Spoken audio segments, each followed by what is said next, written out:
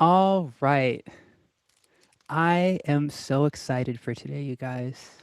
Thank you so much for joining me. Let's talk about, well, let's talk about stocks. But first things first, I just want to welcome everybody who's listening to the Stockhouse U pre-market show, where we don't give out financial advice. We are just a group of people who enjoy talking about stocks, coming here every day, and giving each other as many gems as we can, advantages, so that we can be as profitable, consistently profitable, sustainably profitable in the market as we can be. Um, I'm joined by some amazing people every single day, and I want to give them a chance to introduce themselves. So let's go around. And also, first thing we do every day is do a quick quote. So whether or not you have a quote, I do want you to introduce yourself. And I guess I will start it off. So hey, good morning. My name's Elaine, aka Stock Mom, and I was listening to a conversation this week, and somebody said something which is stuck in my head and will continue to stick in my head for a while. Which is, would you rather be right or make money? You know, so many times in this stock market, I I came in here and I was looking for something to tell me that I was going in the right direction. I wanted a sign, you know, but at the end of the day, I wanted to be right about my assumptions on the stock market. And so many times that's conflicted with the profitable move to make. Hey, I believe in this company. It's going down. It's cool. I believe in this company. I don't care what's going on. And so the idea that tempering ego, and it's not about being right. I don't need to be right. I do want to be profitable. So maybe more into the emotions of trading for me. Just knowing that I need to watch that. That this need to prove myself for validation is not as important as being mobile and flexible inside of the stock market, which is constantly changing. Yeah, I can be right, but is that going to be the most profitable thing for me to do? Well, time will tell. Anyways, I'll be thinking about that and bringing that up a lot. Up next. Good morning, Vanessa. Good morning, everyone. My name is Vanessa. I am a swing trader. Vanessa. Yep. And my daughter just started calling me Vanessa too, so that's cool. Vanessa. I do not have a quote for you guys, but I do wish everybody has a good day. And I guess I would say just bet on yourself today. That's it.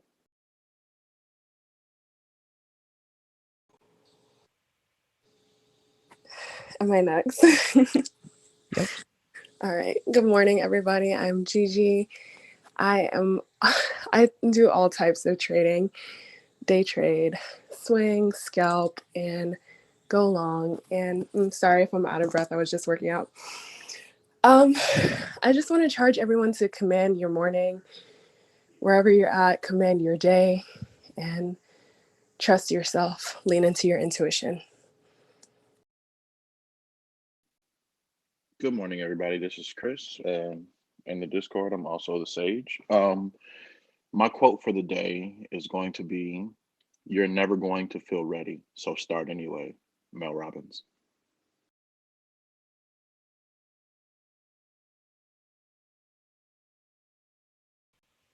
We love that, Chris. Yo, Fly, you there, man? We catch you too early?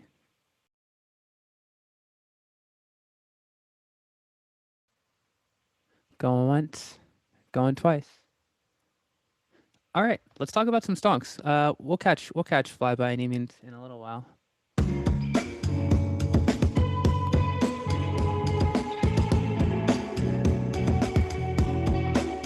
Okay, futures. So Oh, oh man, you sound like you're you're in a underwater, blender, bro. bro.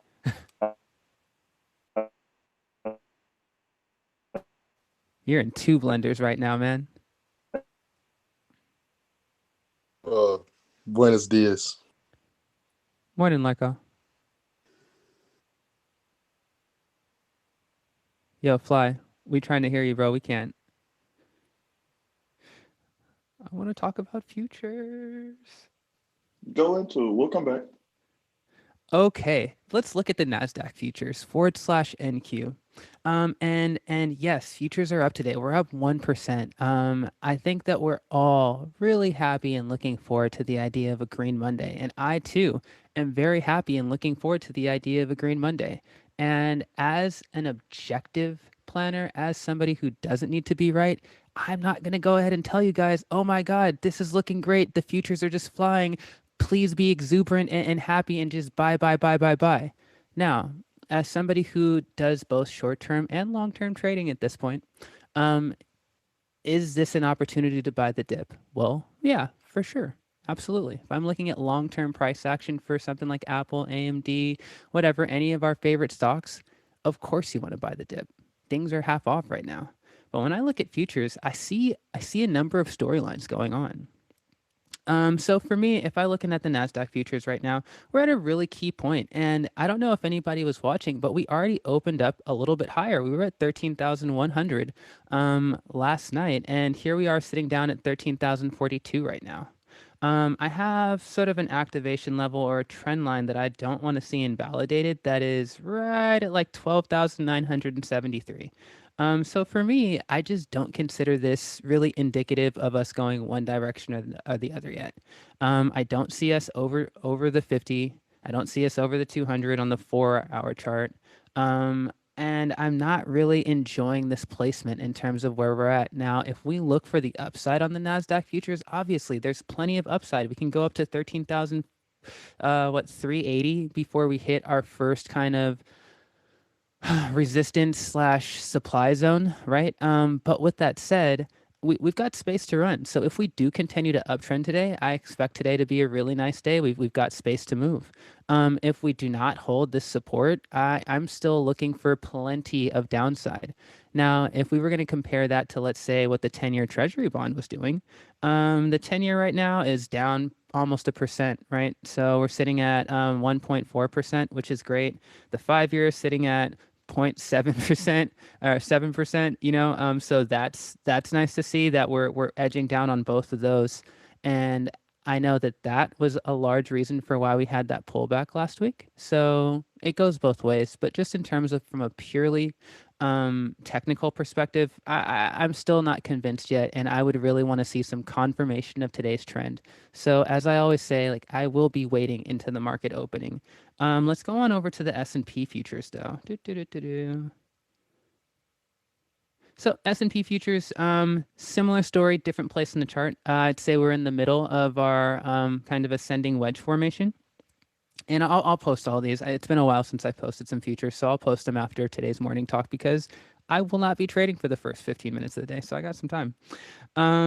What I see here, however, is kind of a similar story in a different place. So we're looking at a trend line, the middle part of this trend line and the upper half of our boundary, basically. And I'm looking at this price action holding below it, right? I'm looking at this price action holding below the 50. I'm looking at this price action struggling at the 200. And I once again want to see if we're going to hold support or if we're going to create a resistance. And I have nothing that is confirmed that for me yet. If we look back, I guess the last time we had a large dip at the beginning of February, we were definitely validated by breaking right back over the 200 and the 50 and creating a strong new trend near the top line. Right after that, 10 days after that, we hit our all-time highs and we continued to push. So we're just down from that right now. And once again, I haven't really confirmed whether or not we're going to uptrend or downtrend. However, I do enjoy seeing us up 1%. First sign of the day, first part of the week, I feel exuberance. I feel people being excited to hop into the market. We have a bunch of great earnings today. So there's that. Let's go on over to the Russell real quick. So now I'm looking at /RTY. And as I look in the Russell, it's a totally different story that's going on over here. The Russell's been trading in a range basically since the beginning of February, between 2,200 and 2,300. And here we sit at 2,230. At the maybe right above the lower third of our trading range. We're about to bounce off the 50, but this is neither here nor there. When we see things that are trading in a range, it's a much easier and predictable pattern.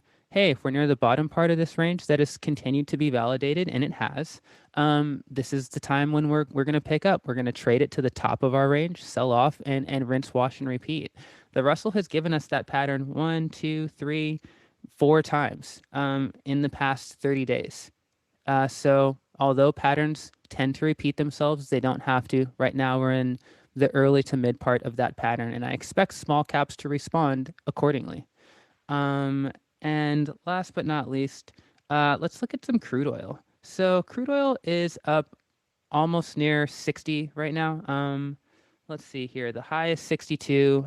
We've held our trend line. We've validated our supply zone. Sorry, our demand zone or support line. That sits around the 50. Let's see here. What do I got? I have it at 59.14. So we've validated this little zone here. We've definitely held this as a strong support. Maybe 1, 2, 3 times. If you want to consider that. Definitely the 2 times for sure. And we're continuing to bounce near the all-time highs. And so I say to this the same thing I say to everything near all-time highs. I don't know if I want to buy something when it's at the most expensive it's ever been, at least right now.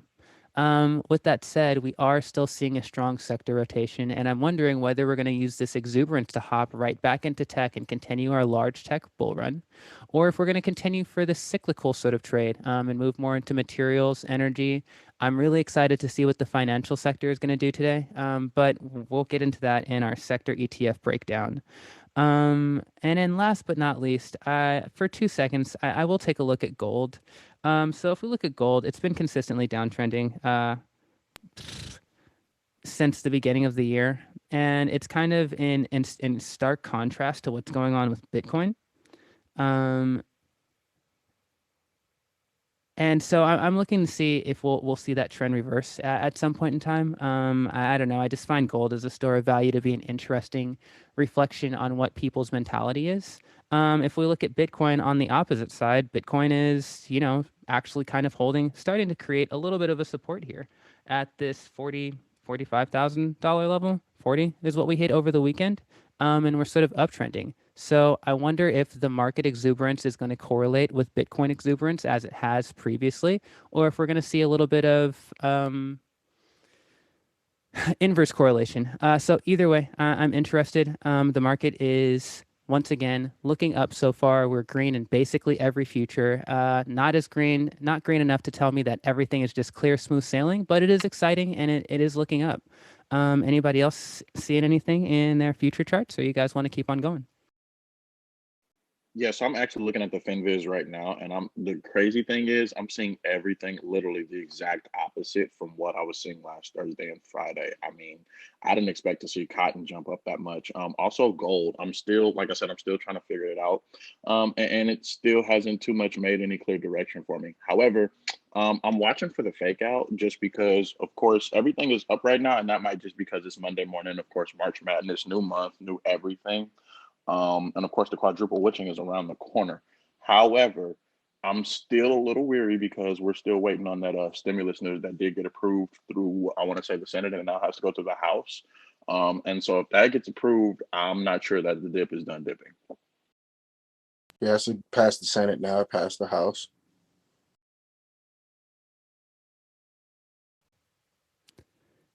Yeah. So do we have a date on the stimulus? Is that what's going on here, Larko? Yeah, March 15th is when the deadline is. But I'm just watching the price of Bitcoin because people are going to put their whole stimmy in Bitcoin.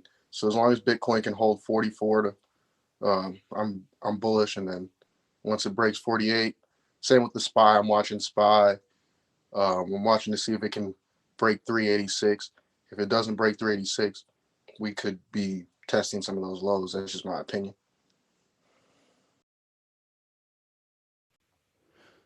I just want to quickly clarify that it passed the House, not the Senate. So right now it's, yeah. Yeah, that's what I said. Oh, sorry. I thought you said the opposite. I said the opposite, and he corrected me. Thank you, though. Okay, that was my understanding too. And that the March 14th is a deadline they gave themselves, but not necessarily a legal deadline that they have to conscribe to. Yeah.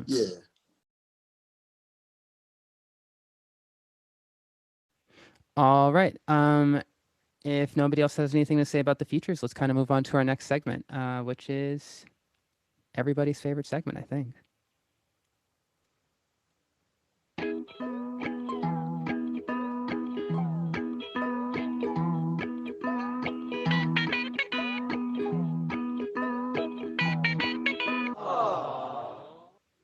So, it's kind of hard to start it off first first day of the week with what's our trash trade, but I think we can fit some in from last Friday. How do you feel, Christopher?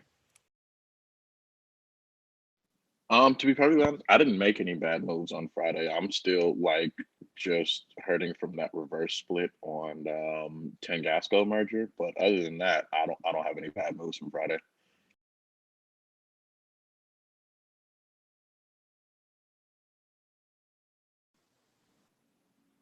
Did anybody else have like a bad trade on Friday, or maybe something that they held over the weekend that didn't work out? I know I'm super bullish, but I didn't get a chance to get in on J&J, and right now that's not looking so good. But I definitely called out some levels the other day, and I haven't seen it yet, so I'm a little weary.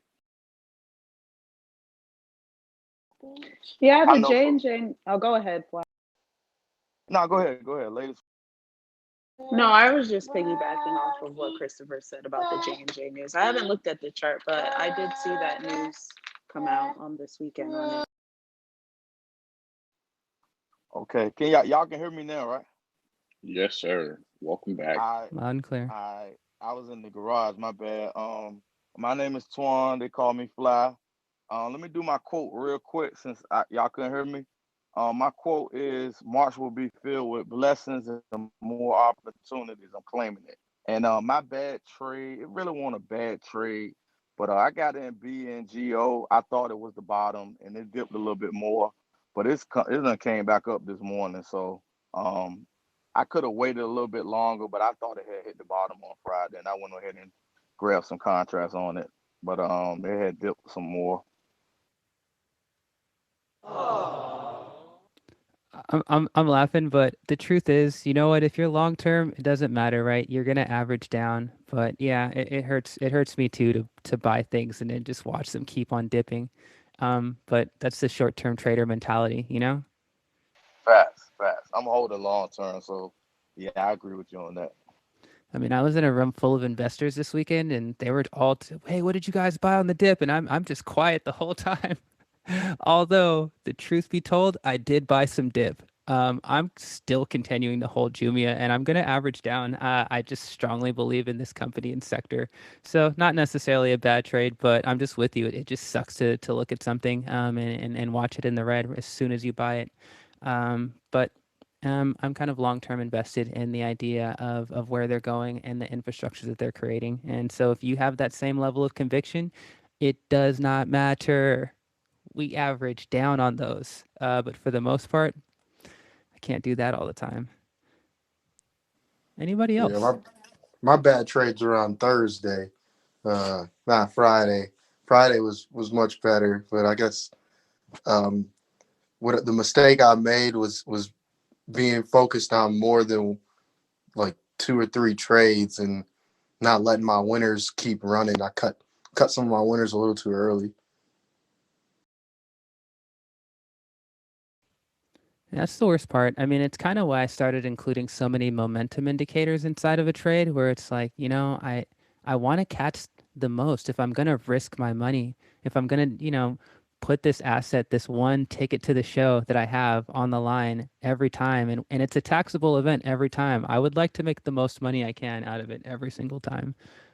So I guess we don't have time for that now, but I am curious as to, is there anything that you changed after that to try to catch some more of that profitability on your winning trades, Larko? Yeah, just being more focused and using I'm using the stochastics a little bit more, and then also the MACD a little bit more when I'm seeing something run.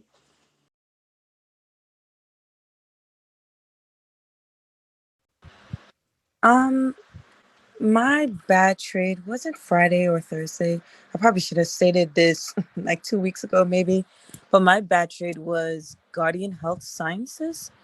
Um, So I bought in at like $1 because it has an all-time high of $8, and I was like, oh, okay, we got some uptrend, like, yeah, and it's been going consistent. And then my story was the buying, and it just all started to plummet. It like went in half, and it just kept going. And then I woke up this morning saying, oh, I want to sell it and just take the loss.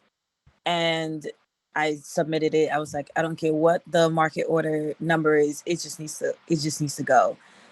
And they canceled it, only to then look at the why, and they had like a reversal share split. Can't remember the proper term. So it was just like they delisted from the app and everything. It was just horrible. So I think I just ended up losing everything instead of whatever I had left. So that was my bad trade.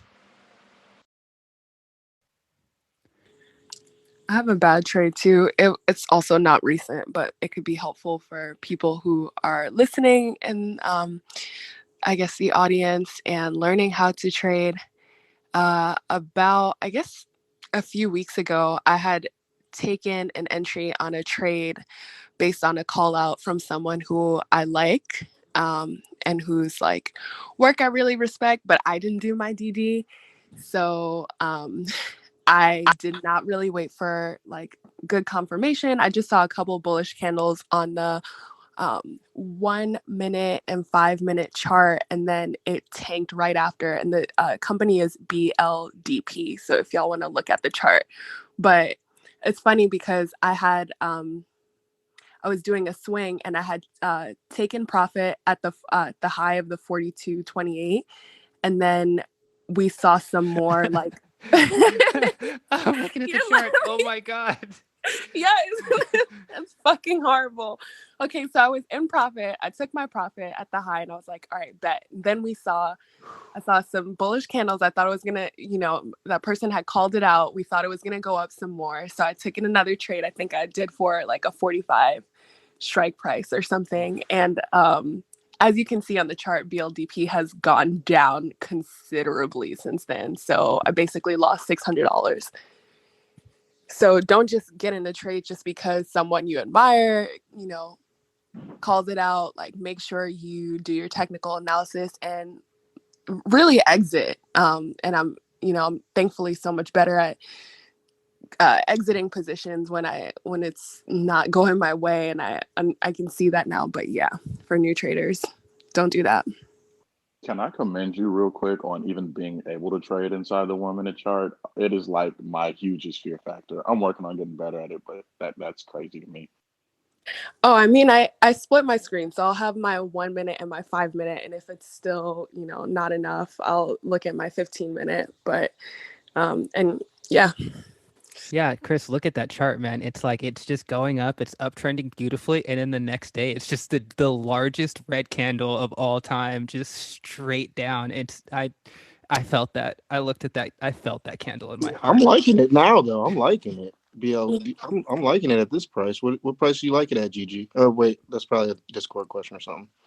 No. This is looking good.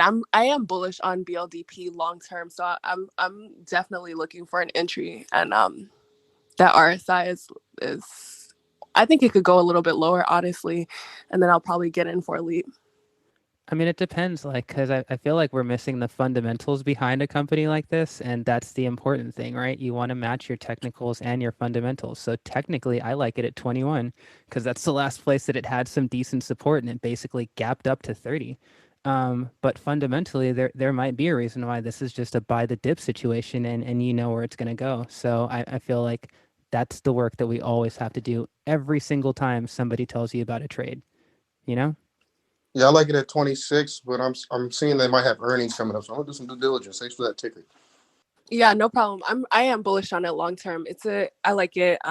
It's a good solar company, but again, like, everybody do your own DD and decide for yourself. But also, we expect Larco's DD now. Larco, I expect a 2-page double-spaced MLA format. I'll see you tomorrow. After market today, actually, now that I'm thinking about it. I got you. Gave you the homework. Yo, they don't call me La professor tarea, for nothing. tengo tarea ahorita. Tarea. real quick, before we move on, hey, welcome to the stage, James. Good morning. Hey, good morning. How you doing? All right, all right. You have a trash trade you want to share with us? I know you always have some gems.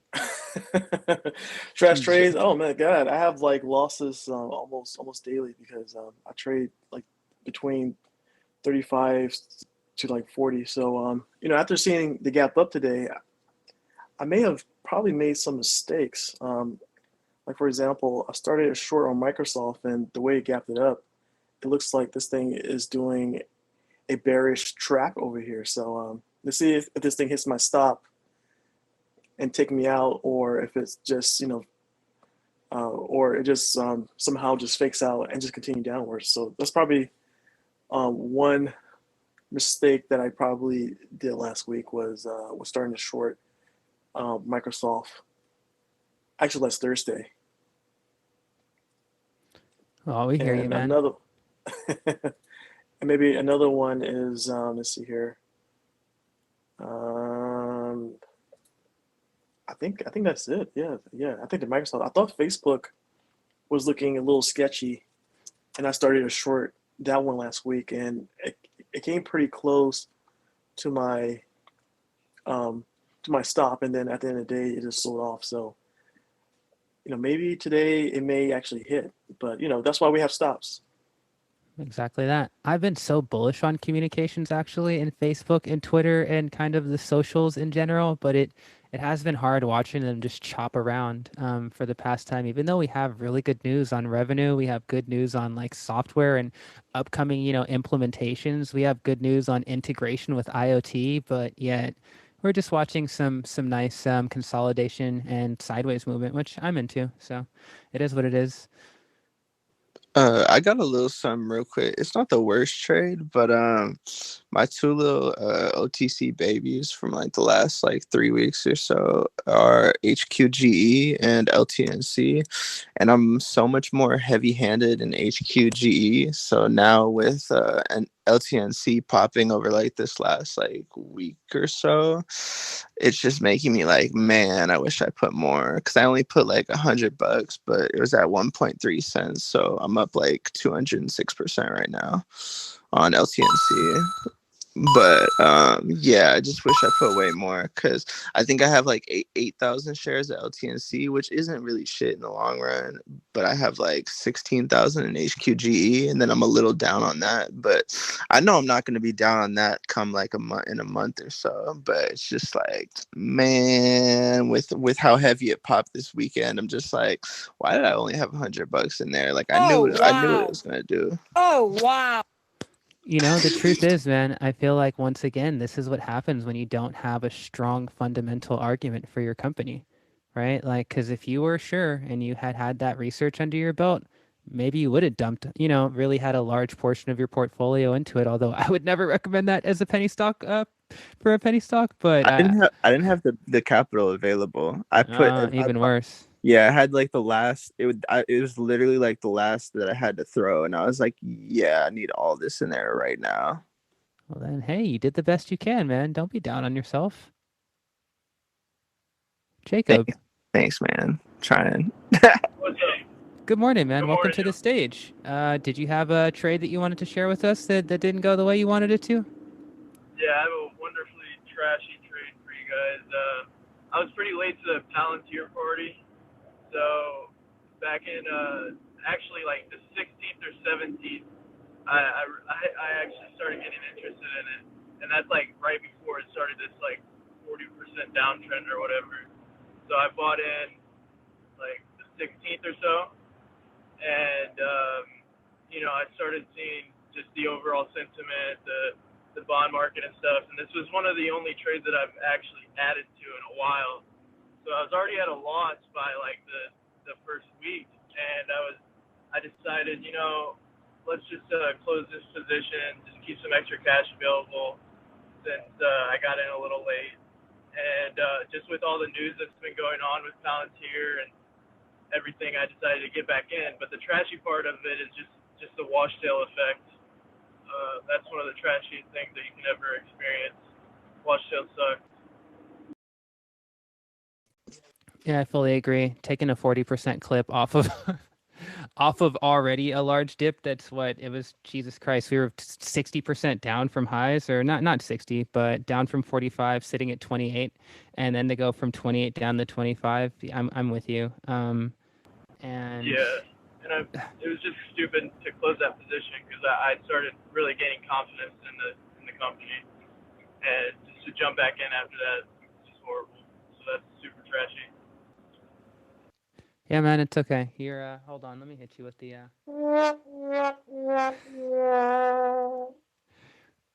Don't worry, Jacob. I fundamentally fully believe in PLTR's profit model and their business model. I believe in the integration of their software. And I'm very bullish on this company, although I haven't taken a position yet because I'm not sure what the bottom is, and I didn't like that they didn't hold that strong support at the wherever they were at 28. I didn't like that at all. So we're kind of looking for a bottom together, man. But as soon as I find that, I'm back in, and we're riding this rocket ship straight to the moon. Um, But with that said, thank you so much, everybody, for sharing your trades. I know it doesn't always feel good, but this is a learning experience, and I hope that people learn from this and just know that regardless of however profitable, however much you trade every single day, that we all still make mistakes. So with that said, we'll do a quick refresh, and then we get to talk about the sectors. Good morning and welcome to the Stockhouse Pre-Market Show, the first place on Clubhouse you should check in the morning to get all of your stock news. We are not financial advisors, and this is not financial advice. This is a conversation amongst friends that love talking about stocks and want to improve our profitability by coming here every day and talking about the stock market, what works for us, what's going on that's relevant, and how we're going to use that information to profit.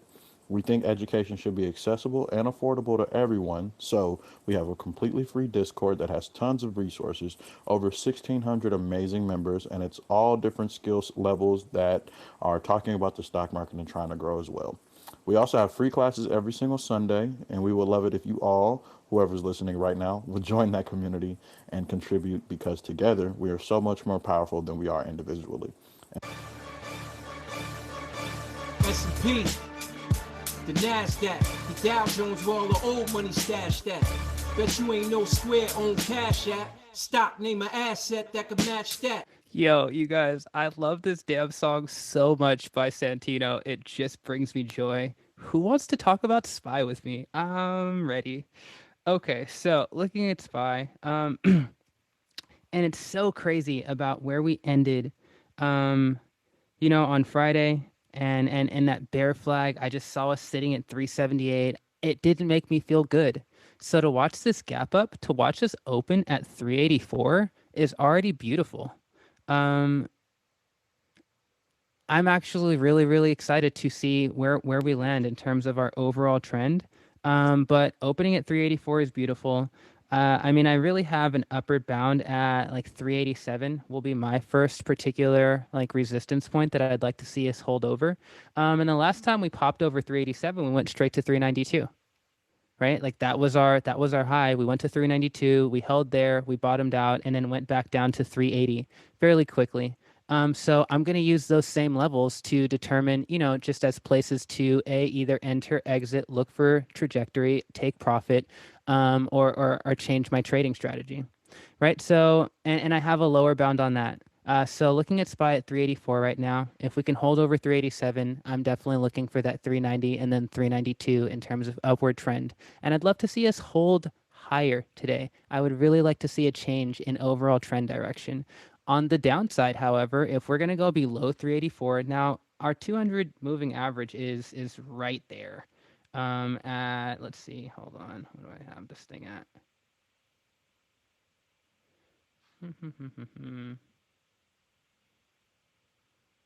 I have it at 384.34, and we sit at 384.91, right? So if we pop below that moving average, I'll already start to be looking for a little bit of downside. My next level underneath that is 382, pretty much flat. And then after that, I'm looking at 380. And then our low from last week was 378, which we've bounced off of twice in the past month. So, right? I don't try to predict the market. I really just have activation levels. And then after that activation level for, hey, I'm a little bit bearish now, I have levels underneath that of continuing bearishness or levels of support that I would love to see us hold and have a reversal, right? Trading, specifically SPY, is just not a static type of game. It's not oh, I'm just going to buy calls for a day and let it ride. Sometimes that works for you, but SPY is she's temperamental. She's mercurial. And so I have to give it so many levels of just, hey, there's a percentage chance that we're going to end here. And if you look at it, these levels, I know that they coincide with Fibonacci retracements, right? I have my retracements on another graph, and they're at similar levels at that. So yeah, I'm right in the middle. I'm really happy to see us holding over the 200. I'd love to see us approach the 50 moving average, which is sitting right now at 387. Once again, that same level that I was looking for on the upside. And yeah, I mean, so far, I'm really happy to see this widening range. At first, I thought we were forming a nice bear flag, but here I'm just seeing higher highs, and we haven't even touched a lower low, so that's a good sign for me. Anybody else looking at SPY have any feelings about it? Yeah, I'm looking at it. I'm looking at it from the daily here. That gap up was definitely a surprise. Usually that's called like a bear surprise, which means it looks bearish, and in the morning you wake up and all of a sudden your P&L is red because you have a put or a short, and usually there's panic. So based on that fact, maybe today may be a bounce back day. It really depends on that bounce. Is it going to be a strong bounce or is it going to be a weak bounce? And that will kind of give us an idea if this is a continuation of a downtrend or if this is a continuation to the upside. And this was just another pullback that the SPY normally do on a regular basis. So I do like the gap up. And I believe today may be a bounce. Yeah, y'all said it all. I'm just gonna tune in on the knowledge. Anybody else, Ro? You looking at SPY with Yeah, us today? I'm looking at the SPY, and I think this is going to go further down. I think this is like a little breath upwards, and then it's going to come back onto the downside because the momentum is going that way.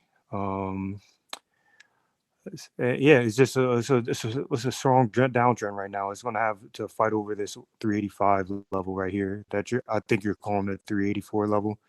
It's going to have to fight over that 385 level and stick it there. But I'm thinking that this is a nice place to put in short, to go in short. But we'll see.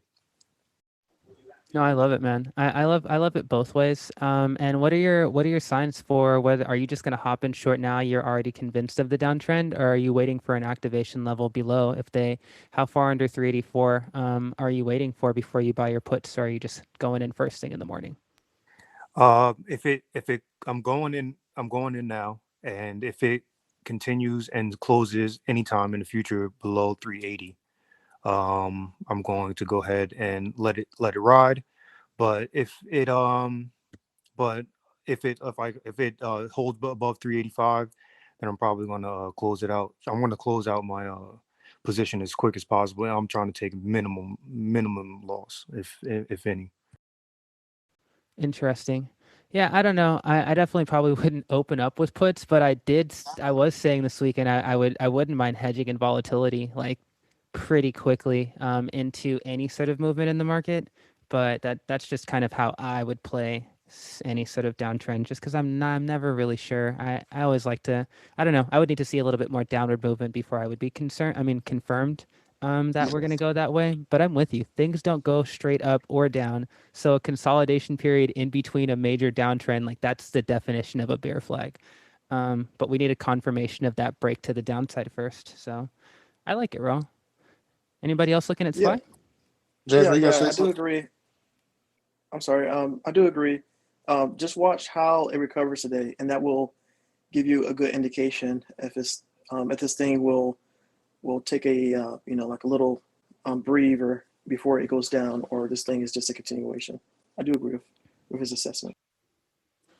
Yep. So I think we've presented both sides, up and downside, and I don't think anybody's particularly sure. Although Warren Buffett is sure, you buy the dip and shut up. So we'll see who wins in the long run. I think Buff has a pretty good track record on that. Anyways, I want to go down and talk about some of the other sector ETFs real quick, and then we'll get to a watch list for the day. So there's a couple different scenarios here, and they're all based off of overall market trends, right? Are we going to continue having? Are we going to have this tech bounce that we're all kind of waiting for? There's a lot of earnings this week that I'm looking forward to, and some of them are tech concerning. And so I would love to see. Let's hop on over to XLK first thing. Why am I playing around? So yeah, we have tech completely breaking this ascending channel that I've seen them in for the past, since November of last year. And we've definitely started to form a downtrend pattern. And here we sit, of all the moving averages, I really like the interaction between the 200. It's just like, even for long-term investors, this is the moving average that means a lot, because it's the one that has, kind of one of the larger scopes, and just includes, hey, if your price is below the past 200 days, not weighted, I don't use an EMA, just the past 200 days of price point blank period, that doesn't give me a lot of confidence. And here we sit directly below the 200 on a 4-hour chart, right? And so for me, this is really key. When we cross the 200 on a price action level, it's like called a golden cross. When we fall below it, it's called a cross of death, right? And so right now we sit right there. Are we going to make that golden cross? Are we going to look more for short-term up direction or not? Today we'll definitely see. So sorry, for me, that level is, it's literally at it's right where we're at, 132.54. So I'd love to see us hold above that, and I'd love to see maybe a little bit of a resurgence of strength in the tech sector. Lord knows they need it. If we come on over to, let's see here, if we're looking at materials, I actually have a long list on my watch list of material stocks, from steel to copper, silver. I'm looking at all of that. And if we look at where we're at in the chart right now, we could be at a great place for a buy, depending on where the market's at. We are holding over the 200 currently. That bounce fell right past the 50. Kind of held the 200, and I'm looking for upside depending on where we're at. Are we going to continue our rotation trades and see this sector start to move even more upwards? Even outside of sector rotation, I'm really excited for what the materials sector has to do with renewable energy in terms of silver's uses for solar. I'm really interested in everything going on in semiconductors, as that's going to be part of IoT, that's part of blockchain.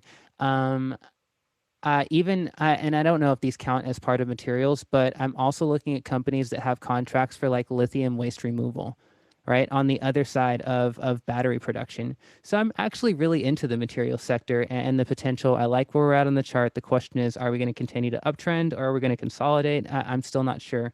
For the day, going on down, I want to see, so our energy sector is another one that's high on my list. We held over the 50. We haven't even come close to crossing any of our moving averages. Right now, I have the high at 50.99, and we sit at 49.37. We've already held a bounce, like I said, very close to the 50 moving average, and we're on the uptrend right now, at least for the day. And so I'm really excited once again to see what's going on with the energy sector. I don't know if anybody noticed, but with the COVID vaccine news, energy sector jumps. Right. And as we continue to move outward and look at the recovery of the country, energy is going to continue to benefit from that trend as more people are on the roadways, more power is being used all over. And it's not just from a crude oil perspective, but also from an energy company perspective as well. And let's see here, XLI, my little favorite, gapped up. We have a gap up here. And of course we do, because this is the sector that's really benefiting from having more good COVID vaccine news. So we gapped straight up. We were holding underneath we ended the day on Friday underneath a support that I really wanted to see held. And that support level was at 90.73. In pre-market here, we sit at 91.86. And I'm happy to see that. I know that the industrial sector is the one that's going to give us a lot of value in terms of people looking to, make a trade based on vaccination news, based on airlines, based on more travel, based on more resorts being used, people going out having fun again. I think XLI will benefit greatly. And one last one, I guess, because I don't want to take up too much time. XLF has been strongly uptrending. I think that if we do deal with bond yield curves as a thing, and I'm still looking at the prices to see if we're going to continue to go down or up. But the financial sector as a whole is poised to benefit either way. And that's the thing. JP Morgan, whether you're trying to bet on crypto, whether you're trying to bet on the health of the country, the health of the economy, whether you're trying to bet on the dollar, I think that the financial sector is still showing us that they're holding very well and poised to continue to be really profitable in the near future. So these are sort of the sectors that I'm looking at right now. And I think I just want to get straight to everybody's watch list. I want to know what you guys are looking at for the day. What are your scenarios? What are your themes, thematic trades, as they say? Let's go on down the list. Hey, Ness, do you have anything you're looking at for the day? No, I don't. Sorry, guys. It's okay. I'm still glad to have you on stage. You know we love you. Gigi, do you have anything you're looking at for the day? I'm just watching tech generally, especially seeing the Nasdaq in the green. I mean, seasonally speaking, March is not a hot month for tech. Just looking at the performance of like AMD, Apple on stock charts. But yeah, it's looking like a good week for an entry into some long-term position. So I'm definitely looking to get into. I mean, I already have a Leap contract for Apple, but maybe a couple others.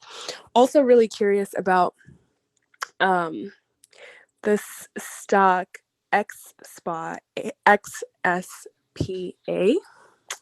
So they're potentially going to do COVID screening and tests in airports. Depending on if a negative COVID test is mandatory prior to flying. So right now they've dipped. I do have a Leap on them, but I may, I'm just looking into it. Sorry if I'm a little rambly right now. No, it's fine. I think that's an interesting stock. As with everything, I just want to. We don't always have to do it, but I'd like to enforce, since we're talking about trades and dispositions, to have some idea of do you have an exit or entry for that trade as well, Gigi? Yes, so I actually am already in it, but I'm looking to get more positions. I think I got in at $1.53. So it's kind of been in consolidation for a little while. So I'm looking to see if it drops back down or even further to maybe that $1.15 mark so I can get do a swing trade for the summer. We love it. That's what I'm talking about. Hey, Christopher, what's your trade? What are you looking at for the day, man? So I've got actually two or three things. Of course, the J&J news I'm paying attention to, but I'm not really in that trade. Another thing that I'm super excited about, and I do actually have levels for, if you guys, have been here for a little while, I called out the Baidu swing at around 275, and they got news this morning, and they're looking to break 300. I'd really like to get out around 305 if they continue to do well, but let me just go in on the news really quickly because I want to make sure I'm not saying anything wrong here. But Baidu, oh my gosh, where did it just go? Whatever. I will. I'll drop the news as soon as I find it because that fell off. Other thing that I'm looking at, if we're checking out DraftKings right now, they just got like 7 price target upgrades. I'm gonna just go off of a couple of them, just to summarize them real quick. Oh, sorry. Baidu and Huang collaborate to create an intelligent energy future. So they're jumping into the clean energy space, and it's mooning right now off of that. I think we're up like $16, $17 pre-market. DraftKings, I'm looking for them to break that 65 wall and then head into the 67, 68 range. Cohen and Company raises the target from 55 to 60, Evercore ISI raises it from 70 to 75. Jefferies raises the target from 67 to 73. JP Morgan raises it from 48 to 58. Piper Sandler gives it 67 over 58. And Truist Securities raises it from 60 to 65. And I'm really watching it to break that 65 and land somewhere right in the middle between 67.43 and 68. So yeah, DraftKings and Baidu for 305 as an exit. Sheesh. Okay, Chris, we see you, man. Fly, do you have any stocks that you're looking at for the day? Yes, I have one for today. I like AMD. Entry 85.75. Price target 97.25. Exit would be 84.51. AMD. Absolutely. This is one of the ones on my watch list as well. And I like your entry and exit on this. And we've been downtrending crazy on AMD right now with nothing but good news. I'm with you. Yeah. This would even be a dip buy for me. Facts. David, do you have anything you're looking at for the day? Senor David. Oh, I guess we'll come back. Bro, do you have anything you're looking at for the day? Yeah, I'm looking at SRTS. I'm thinking about getting in on that one at $4. I think it's like at 410 pre-market. I'm going to check it out. I might get in at 410, like around 410, and my stop loss is going to be on 399, and I'm hoping that it will go to 550. You know anything about this company? The recent news has been pretty popping. I had a volume spike recently, pretty much trading the technicals. That's cool. I understand. A lot of people just go off of volume and technical, scanners basically. So I was wondering if you're a scanner person or fundamentals or a little bit of both. Yeah, I'm working on this new strategy. I've been working on it for like last 2 weeks, and I'm mostly fundamental. But if I'm going to see 20% per day and I can master that strategy, then I know that's a ridiculous number, and most likely that's not going to happen. But even 5% per day or 3% per day, if I could shoot for that, that'd be great. Oh, Rel, you're starting to sound like a day trader. Welcome, Yeah, Rel, day trader. I'm getting the book. I see. Hey, Deepankar. Did I say your name right, bro? Yeah, it's Deep. Yeah. Hey, Deep. Good morning. Oh, Deep, are you deep in our Discord? Yes. He is. He's been killing it. Nice to meet you, man. Welcome to the stage. We're happy to have you. Thank you. For sure. Do you have anything you're looking at for the day? Yes, I am looking at like a ticker called CBio. It's a Catalyst Biosciences, CBIO. So they are actually a biopharma company which is doing some treatments for hemophilia, which is like a rare bleeding disorder. And what they're holding pretty good during these bad days also. If you can see the chart, there have been a couple of internal buys, like heavy buys, and they are presenting at the 42nd annual Raymond James conference very soon. So there must be some news coming in. I just placed an order just now, earlier this morning. I got in early. So my near-term target for this, ticker with the specific, all the, research and everything which they are doing is usually, around like 6.7 range, is a near-term exit. But my long-term, possible exit, if the news goes well, is even the stock can go up to like 8.5 to 11 range. And the breakout level should be around 7.45. That's the news if it is positive. But I'm seeing like a lot of activity happening and a lot of large buys during even the lower times. So they have been holding pretty well. They have not tanked or anything like that.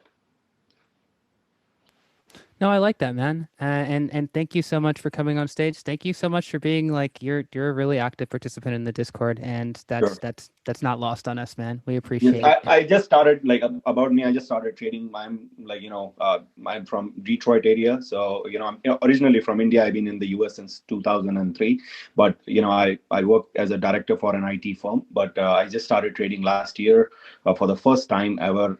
Have been lucky, as well as I've had some bad trades too. Just listening to people and then not paying attention.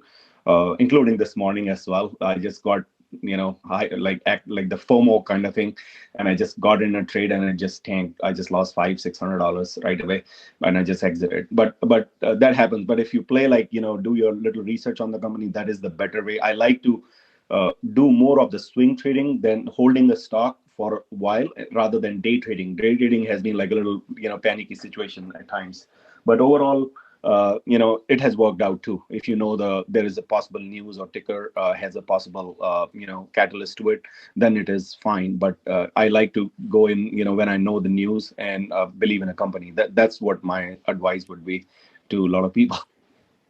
No, we appreciate that, and that's Yeah. definitely what we try to say over here too. I ask people, hey, what do you know about this company? What's your fundamental thesis on why they're going to continue to uptrend? Not Right. only not that on top of the technicals, we want to combine those two things.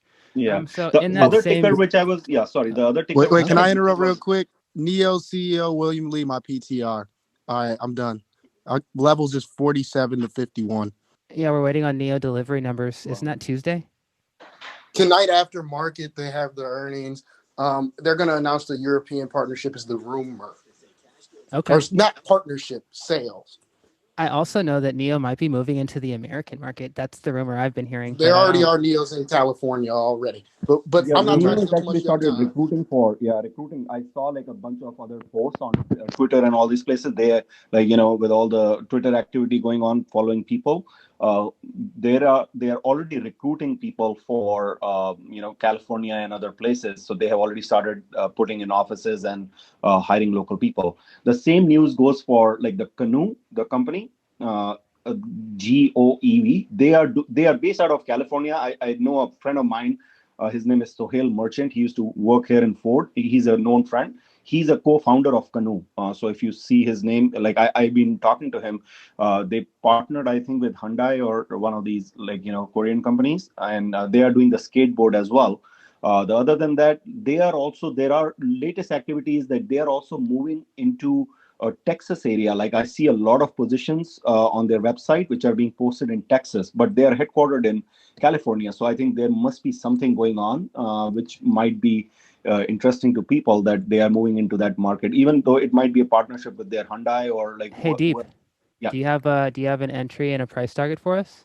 No, I actually don't. I'm watching the ticker. I actually bought when it was early and I sold it around 18 range, but now I think it kind of dropped.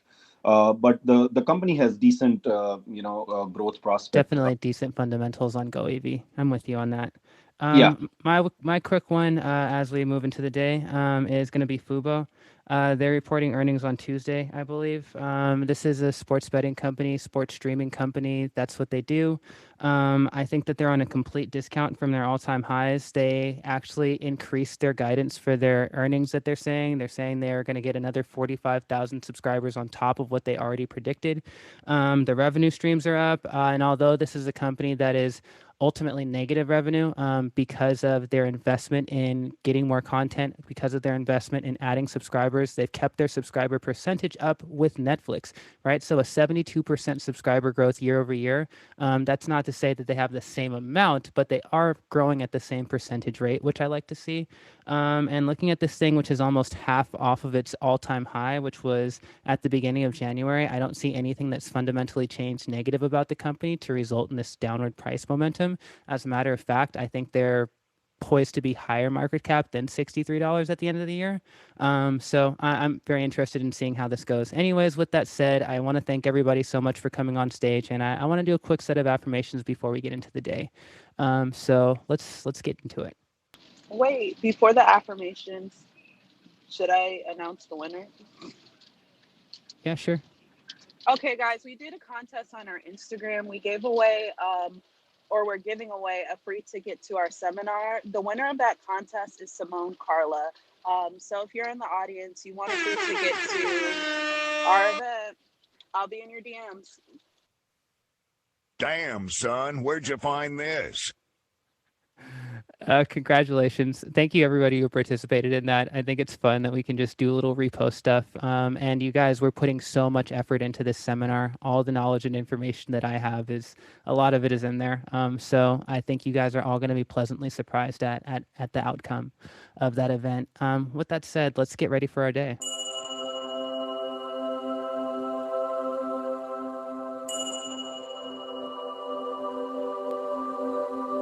My goal in the stock market is to constantly improve my strategy towards sustainable profitability. I will improve every day. Every day is another opportunity that I will gladly accept. I'm walking forward into the future that I want. I'm happy with the market. I'm in alignment with the market. I trade with the trend. I am grateful for this opportunity to create generational wealth for myself and for those around me. I hope everybody has a great trading day. We'll see you after market. Thank you so much for coming on stage, those of you who do. Thank you so much for being in the audience, those of you who do. Thank you so much for participating in our giveaways in our Discord, those of you who do. We're just trying to bring so much more value to this community, and it's a community effort. So we love and appreciate everybody, and let's get this money. Money. Over and out. Let's get this money. Hey, already up. Alexa, play Cardi B money. Elaine, I just gotta apologize to you though too for rapping over your dope instrumentals. Shh, we don't talk about those. This is daytime. We're talking about stocks right now, Largo.